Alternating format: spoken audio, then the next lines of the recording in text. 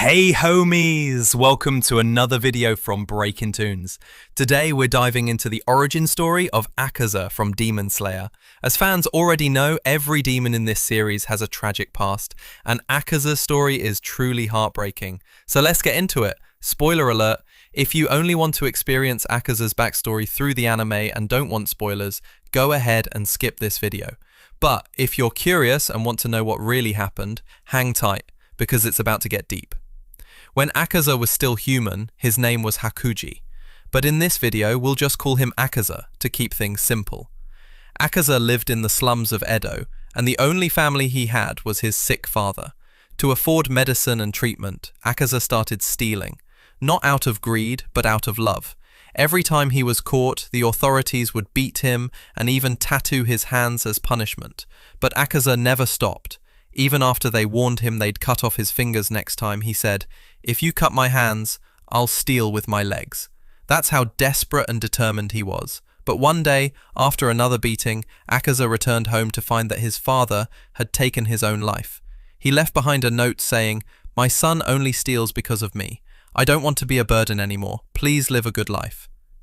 This broke Akaza completely. After that, he lost all control. He began fighting anyone in his path, and once even beat 8 men to death with his bare hands.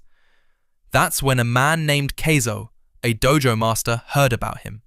Keizo easily defeated Akaza and brought him to his dojo.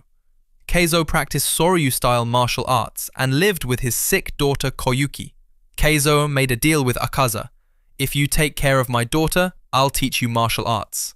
Akaza agreed.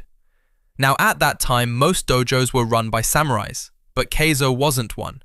He had saved a samurai from bandits, and the samurai gave him the dojo as a gift. Another nearby dojo, the Kenjutsu dojo, hated this and often attacked Keizo's students. But when Akaza joined, he beat them all back, and nobody dared to mess with them again. Koyuki always felt guilty, thinking Akaza was stuck inside caring for her. But Akaza, who had cared for his own father as a child, reassured her that he didn't mind at all. One day, she asked him to go watch fireworks. Akaza smiled and said, "We'll go together. If you're not well, we'll wait until next year." Time passed and Akaza's life seemed peaceful. One day, Keizo called him in and told him something special. "I've chosen you as my successor, and I want you to protect Koyuki." Akaza was overwhelmed with joy. "You were right, father. I've found a good life." But that happiness didn't last. When Akaza returned, both Keizo and Koyuki were dead. The Kenjutsu dojo had poisoned the well, killing them both. Akaza lost everything. Again. Filled with rage, he destroyed the entire Kenjutsu dojo with his bare hands. When villagers saw the aftermath, they said, "This must have been done by a demon." And that's when Muzan appeared. Muzan approached Akaza and said, "I heard a demon attack this place, but I don't remember sending one."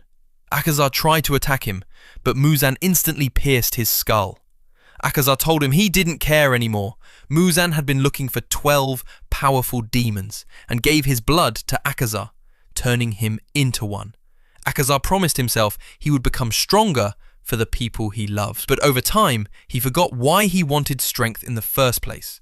The only thing that remained in his heart was one goal: become stronger.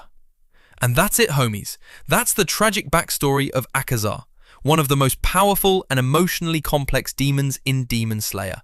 If you enjoyed this video, be sure to subscribe, turn on notifications, and drop a comment below with your thoughts. See you next time on Breakin Toons. Peace.